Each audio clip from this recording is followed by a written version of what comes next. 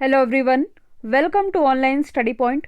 आज है 8 अगस्त और आज के इस वीडियो में हम 8 अगस्त से रिलेटेड करंट अफेयर के सभी इंपॉर्टेंट क्वेश्चन को कवर करेंगे। तो यदि आप लोगों को इस वीडियो की पीडीएफ चाहिए तो आप हमारे टेलीग्राम चैनल से जुड़ सकते हैं, जहां आप लोगों को पर डे के करंट अफेयर की ये जो पीडीएफ है ये मिल सकेगी। लिंक डिस्क्रिप्शन बॉक्स में दी हुई है। कल के इंपॉर्टेंट क्वेश्चन का हम रिविजन कर लेते हैं। पेरू के नए प्रधानमंत्री जो कि हाल ही में बन गए हैं, गुइडो बेलिडो। अमेरिका ने चाइना के साथ बढ़ते तनाव के बीच हाल ही में जो ताइवान है इसे हथियार बेचने की मंजूरी दे दी है। और रॉकेट हमलों के जवाब में जो इजराइल है इसने भी हाल ही में लेबनान के विरोध में हवाई हमले शुरू कर दिए हैं। राजीव गांधी खेल रत्न पुरस्कार, जो कि भारत में खेल जगत का सर्वोच्च अवार्ड है, इसका नाम परिवर्तित करके हॉकी के जादूगर मेजर ध्यानचंद के नाम पर रखा गया है। टोक्यो ओलंपिक में पहलवान रवि कुमार दाहिया ने सिल्वर मेडल अपने नाम किया है। तो इस टोक्यो ओलंपिक का ये दूसरा सिल्वर मेडल है। पहला जीता था मीराबाई चानू ने भारत तोलन यानी कि वेट लिफ्टिंग में। अगला क्वेश्चन है, यानी कि आज का हमारा पहला और इम्पोर्टेंट क्वेश्चन है, हाल ही में किस देश के साथ भारत का जो व्यापारिक घाटा है ये कम हुआ है? तो भारत का चाइना के साथ बीते वर्षों में जो व्यापारिक घाटा था ये अब कम हो गया है।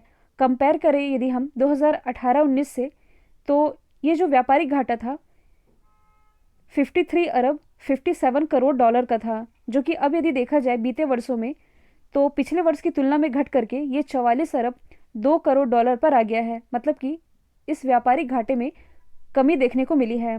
और यदि आप लोगों को याद होगा तो पिछले ही साल भारतीय सेना और जो चाइनीज सेना है दोनों के बीच में ही गलवान घाटी में जो झड़प हुई थी, जिसके बाद से चाइनीज वस्तुओं का बहिष्कार होना ये शुरू हो गया था। आप लोगों को ये भी मालूम होगा कि सैकड़ों एप्लीकेशन थे जिन्हें भारत सरकार के द्वारा बैन कर दिया गया था, जो कि चाइना से रिलेटेड थे। और एक तरह का आप कह सकते हैं कि जागरूकता अभियान चल रहा था कि भारतीय वस्तुओं को बढ़ावा देना चाहिए, स्वदेशी अपनाया जाए, चाइनीज़ के मतलब कि जो चाइना की वस्तुएं हैं इनका बहिष्कार किया जाना चाहिए। लेकिन तब भी ये देखा गया है कि अभी भी भारत के यदि पूछा जाए कि सबसे बड़ा व्यापारिक भागीदार देश यानी कि व्यापार के मामले में सबसे बड़ा भागीदार देश ये चाइना ही बना हुआ है, जबकि इसका इतना विरोध हो चुका है तब भी। और यदि देखा जाए तो विदेशी मुद्रा भंडार के मामले में जो चाइना है ये पूरी दुनिया में टॉप पर बना हुआ है। एक शक्तिशाली देश आप कह सकते हैं। शक्तिशाली मैं इसलिए कह रही हूँ, भले ही हम चाइना की कितनी भी बुराई कर लें, टेक्नोलॉजी के क्षेत्र में ये आगे निकलते जा रहा है। हर फील्ड में आप देख सकते हैं ये खुद का अपना इंटरनेशनल स्पेस स्टेशन बनाने जा रहा है। साथ ही आप लोगों ने देखा होगा मैगले ट्रेन, दुनिया की सबसे तेज़ गति से चलने वाली ट्रेन इसने लॉन्च कर दी है। खुद का आर्टिफिशियल सन इसने लॉन्च कर दिया है। बहुत सारी चीज़ें हैं जिसके बारे में मैं आप लोगों को बताते रहती हूँ। फिलहाल यहाँ हम डिस्कस कर रहे हैं, टॉपिक की बात है कि भारत का जो व्यापारिक घाटा था चाइना के साथ ये अब कम हो गया है। तो चाइना की यदि हम बात करें, इसकी कैपिटल है बीजिंग, करेंसी है रेनमिनबी, प्रेसिडेंट है सी जिनपिंग। अब चाइना से रिलेटेड हम कुछ करंट के क्वेश्चन डिस्कस कर लेते हैं। जैसे कि हाल ही के दिनों में देखा गया है कि चाइना के 1000 साल के इतिहास में जो बाढ़ नहीं आई थी वैसी बाढ़ देखने को मिली है। दुनिया का सबसे बड़ा रेडियो टेलीस्कोप जिसका नाम है fast 500 metre aperture spherical telescope, ये चाइना के द्वारा ही डेवलप किया गया है। BRI यानी कि बेल्ट रोड इनिशिएटिव, ये चाइना की ही पहल है। लास्ट 7 मंथ की ये जो करंट अफेयर की वीडियो है उदित सर के द्वारा, इसमें लगभग 440 क्वेश्चन कवर कराए गए हैं जनवरी से लेकर के जुलाई तक के। इस वीडियो को अभी तक यदि आप लोगों ने नहीं देखा है तो जाकर के देख सकते हैं, लिंक डिस्क्रिप्शन बॉक्स में दी हुई है। फिर अगला क्वेश्चन है, हाल ही में भारत ने किस देश के साथ आपदा प्रबंधन यानी कि डिजास्टर मैनेजमेंट में इस फील्ड में समझौता ज्ञापन पर हस्ताक्षर किए हैं? तो हाल ही में ये समझौता किया गया है भारत और बांग्लादेश के बीच, क्योंकि हाल ही के दिनों में देखा गया है कि भारत में आपदाओं ने कई तरह से भारत को प्रभावित किया है। करंट से यदि हम रिलेट करें तो इस साल का जो सबसे पहला चक्रवात आप कह सकते हैं ये था ताउते चक्रवात। अनएक्सपेक्टेड था, ये अचानक से आया और ये ऐसा चक्रवात था जिसकी जो जानकारी है ये सैटेलाइट के द्वारा भी नहीं दी गई थी। इसके अलावा अम्फान चर्चे में था, निसर्ग चक्रवात। तो डिजास्टर मैनेजमेंट आप कह सकते हैं कि इससे वस्तुओं का नुकसान तो होता ही है, बिल्डिंग गिर जाती हैं और बिजली का कनेक्शन, ये सभी नुकसान तो एक तरफ है, लेकिन सबसे बड़ी बात यह है कि इससे जनधन की हानि होती है। सैकड़ों की संख्या में लोग मारे जाते हैं, कई लोग बेघर हो जाते हैं। तो ऐसी समस्या से कैसे निपटा जा सकता है? क्योंकि यदि देखा जाए तो बांग्लादेश ये भारत का पड़ोसी ही है। ऐसे चक्रवात जो कि भारत को प्रभावित करते हैं बंगाल की खाड़ी से कहीं ना कहीं से बांग्लादेश भी प्रभावित होता है। तो इसके लिए समझौता किया गया है अपने पड़ोसी देश बांग्लादेश के साथ। इसकी कैपिटल है ढाका, करेंसी है टका, प्राइम मिनिस्टर है शेख हसीना। और भारत बांग्लादेश के बीच में जो एक्सरसाइज होती है इसका नाम है संप्रति। हाल ही में बांग्लादेश के द्वारा इसका स्वयं का आप कह सकते हैं फेसबुक के ऑप्शन के रूप में एक सोशल नेटवर्किंग साइट है जिसका नाम है जोगा जोग, ये लॉन्च किया गया है, यानी कि ये लॉन्च किया जाना है, इसकी घोषणा की गई है।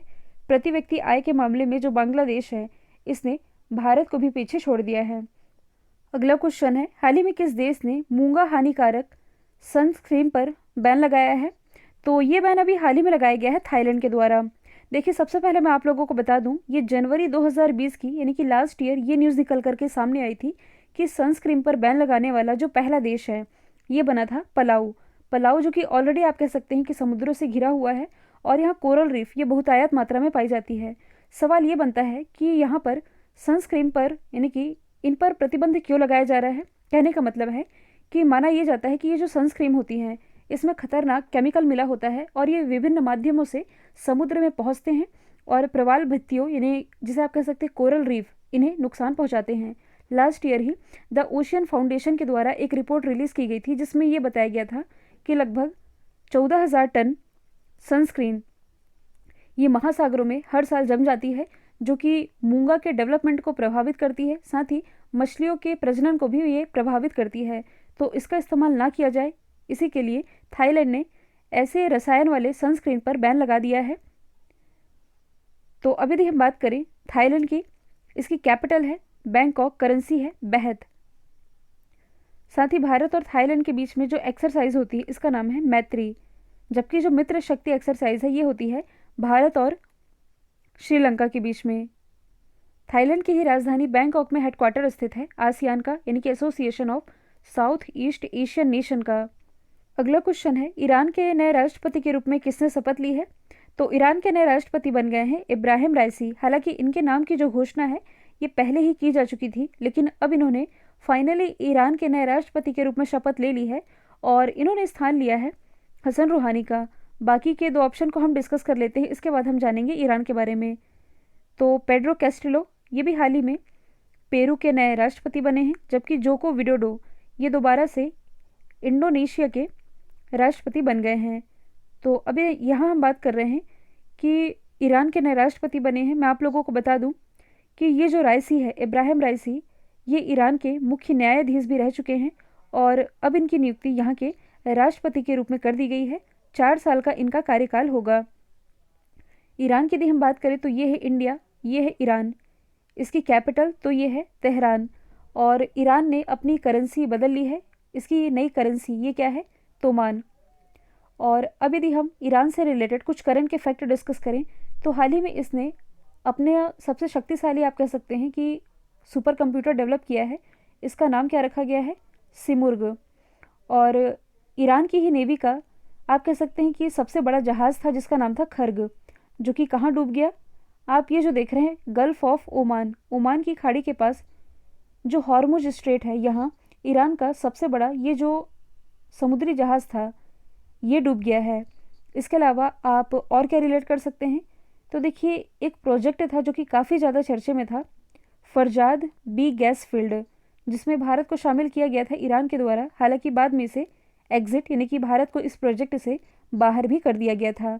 तो ये भी आप याद रखेंगे। अगला क्वेश्चन है, हाल ही में सीमा सड़क संगठन यानी कि बॉर्डर रोड ऑर्गेनाइजेशन के द्वारा विश्व के सबसे ऊंचे स्थान पर वाहन चलने के लिए योग्य सड़क का निर्माण कहाँ किया गया है? तो दुनिया के सबसे ऊंचे स्थान पर वाहन चल सके ऐसे योग्य सड़क का निर्माण हाल ही में किया गया है लद्दाख में। किसके द्वारा किया गया है? बॉर्डर रोड ऑर्गेनाइजेशन के द्वारा। तो ये तो है दुनिया का सबसे ऊंचा स्थान जहां मोटर वाहन चलाए जा सकेंगे। कितनी ऊंचाई पर स्थित है? तो ये है 19,300 फुट की ऊंचाई पर। और इसने किसका रिकॉर्ड तोड़ा है? तो अभी तक सबसे ऊंची सड़क का रिकॉर्ड जो था, दुनिया में सबसे ऊंची सड़क होने का रिकॉर्ड था बोलीविया के पास। कितना था? 8,935 फीट का। इसी का रिकॉर्ड ब्रेक करते हुए BRO इससे आगे निकल गया है।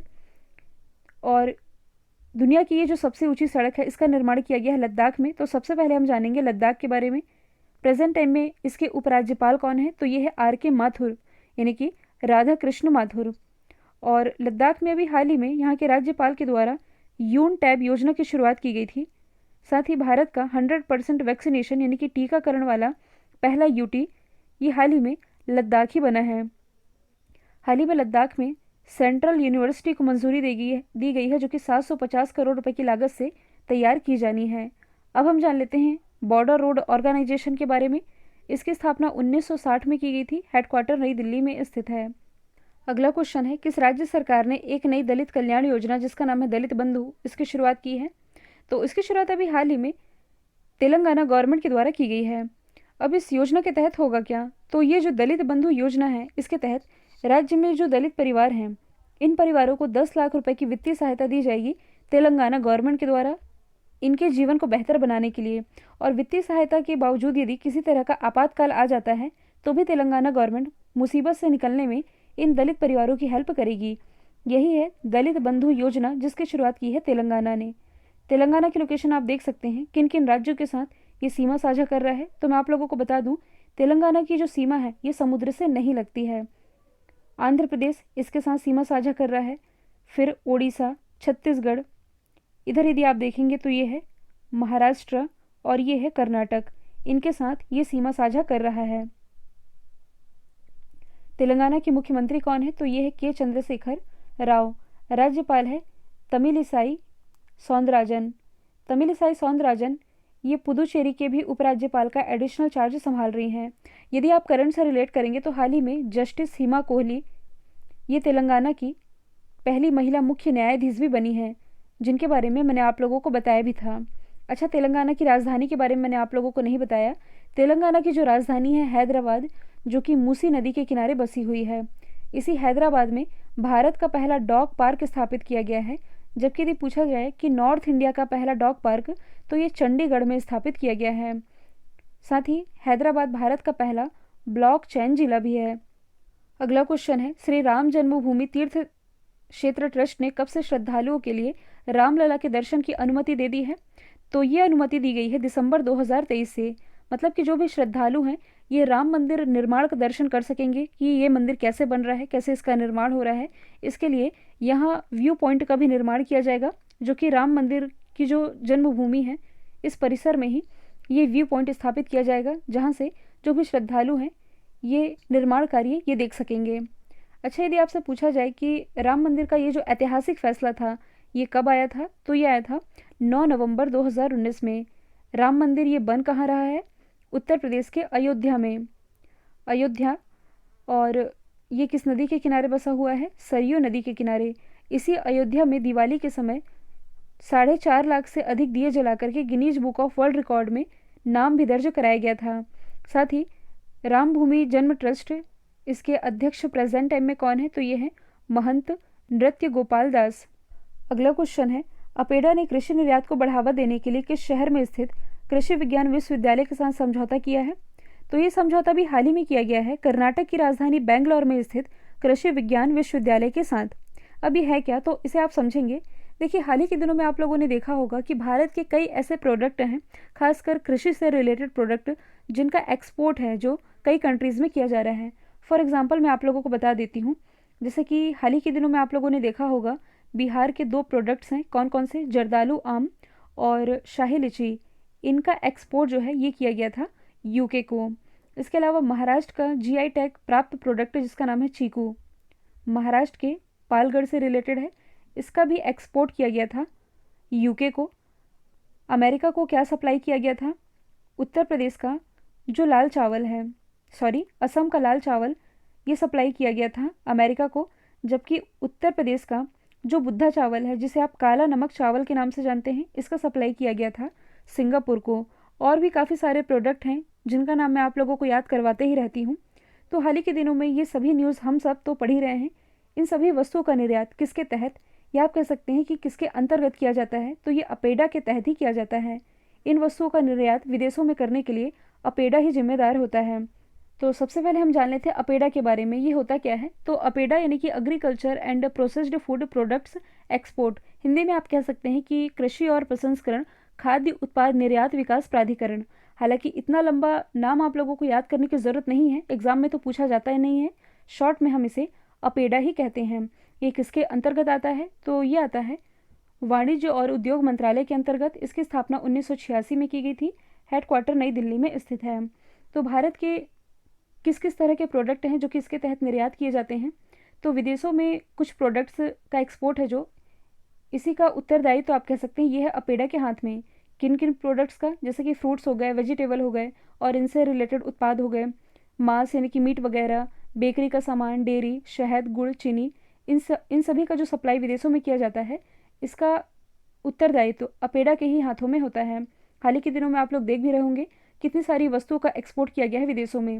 विदेशों में यदि उन वस्तुओं को पसंद किया जाएगा तो इसका जो उत्पादन है ये भारत में बढ़ेगा, उत्पादन बढ़ेगा तो इसका सीधा सीधा लाभ किसे मिल सकेगा? किसानों को। तो इसी के तहत आप कह सकते हैं कि अपेडा ने इसी कृषि निर्यात को बढ़ावा देने के लिए इस विश्वविद्यालय के साथ समझौता कर लिया है जो कि बेंगलोर कर्नाटक में स्थित है। अगला क्वेश्चन है किस बैंक के द्वारा, देखिए 8वें क्वेश्चन के बाद यहाँ आप लोगों को 10वां दिख रहा होगा, यहाँ टाइपिंग मिस्टेक है, 8, 9, 10 ये सीक्वेंस में ही है। किस बैंक के द्वारा दुकानदार ओवरड्राफ्ट योजना की शुरुआत की गई है? तो इसकी शुरुआत अभी हाल ही में HDFC बैंक के द्वारा की गई है। हाल ही के दिनों में आप लोगों ने देखा होगा कोरोना के कारण आर्थिक स्थिति भारत की काफ़ी कमज़ोर हो गई सरकार के द्वारा, और काफ़ी सारे बैंक हैं जिनके द्वारा बहुत सारी स्कीम्स चलाई गई इन्हें राहत देने के लिए। जैसे कि भारत सरकार के द्वारा प्रधानमंत्री स्ट्रीट वेंडर आत्मनिर्भर निधि यानी कि स्वनिधि योजना की शुरुआत की गई थी। जो रेहड़ी मजदूर होते हैं यानी कि जो सड़क के किनारे छोटी छोटी दुकान लगाते हैं इन्हें 10,000 रुपये की वित्तीय सहायता दे रही थी सरकार। ऐसे में आप कह सकते हैं कि जो दुकानदार लोग हैं या छोटे व्यापारी आप कह सकते हैं इनकी नकदी की कमी को दूर करने के लिए HDFC बैंक ये योजना लेकर के आई है। इस योजना का नाम है दुकानदार ओवरड्राफ्ट योजना। तो इसके तहत होगा क्या कि जो भी शॉपकीपर हैं जो कि कैश की समस्या से गुजर रहे हैं इन्हें इसमें हेल्प मिल सकेगी। तो ये जो HDFC बैंक है इसके मुताबिक कम से कम 3 साल से काम कर रहे जो भी रिटेलर हैं ये किसी भी बैंक से 6 महीने का बैंक स्टेटमेंट दे करके इस योजना का लाभ उठा सकते हैं, और न्यूनतम 50,000 रुपये तक और अधिकतम 10 लाख रुपये तक के ओवरड्राफ्ट की सीमा इसमें मंजूर की गई है। HDFC बैंक की यदि हम बात करें तो इसकी जो स्थापना है ये की गई थी 1994 में। हेडक्वार्टर मुंबई महाराष्ट्र में है। MD CEO हैं शशिधर जगदीशन। टैगलाइन है हम आपकी दुनिया को समझते हैं यानी कि वी अंडरस्टैंड योर वर्ल्ड।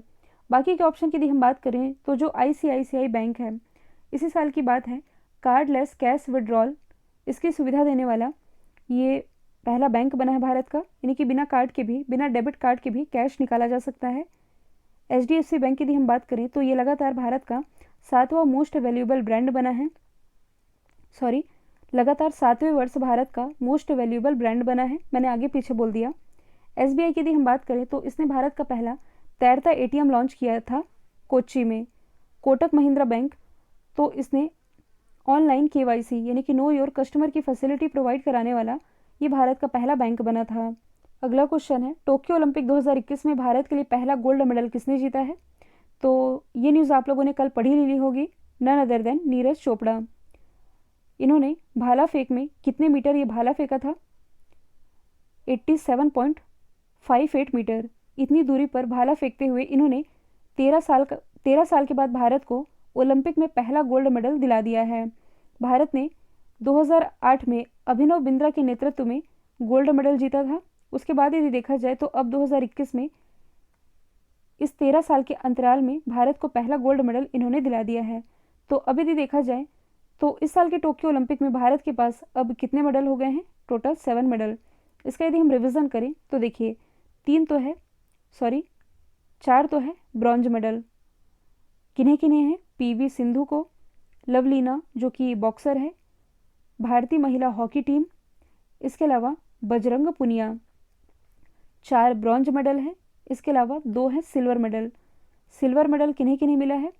तो एक तो हैं रवि दाहिया और मीराबाई चानू जो कि वेट लिफ्टिंग यानी कि भारत तोलन से रिलेटेड है। इसके अलावा अब भारत को फाइनली एक गोल्ड मिल चुका है जो कि दिला दिया है लेजेंड नीरज चोपड़ा ने।